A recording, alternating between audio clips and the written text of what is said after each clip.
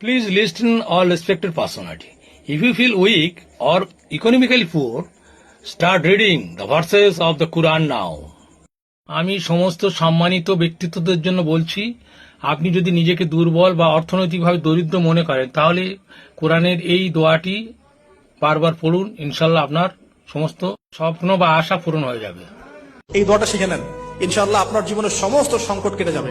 আমি নিজে ওই দোয়াটা বেশি বেশি করার চেষ্টা করি। দোয়াটা হচ্ছে রব্বি ইন্নী লিমা আনজালতা ইলাইয়া মিন খায়রিন ফাকির। অর্থ হচ্ছে, হে আল্লাহ, তুমি তোমার পক্ষ থেকে আমার উপরে যে নিয়ামতগুলো দিবে আমি এর জন্য ফকির হয়ে বসে আছি। এই দোয়াটা শিখে নেন, ইনশাআল্লাহ আপনার জীবনের সমস্ত সংকট কেটে যাবে। আমি নিজে ওই দোয়াটা বেশি বেশি করার চেষ্টা করি। দোয়াটা হচ্ছে রব্বি ইন্নী লিমা আনজালতা ইলাইয়া মিন খায়রিন ফাকির। অর্থ হচ্ছে, হে আল্লাহ, তুমি তোমার পক্ষ থেকে আমার উপরে যে নিয়ামতগুলো দিবে আমি এর জন্য ফকির হয়ে বসে আছি। এই দোয়াটা শিখে নেন, ইনশাআল্লাহ আপনার জীবনের সমস্ত সংকট কেটে যাবে।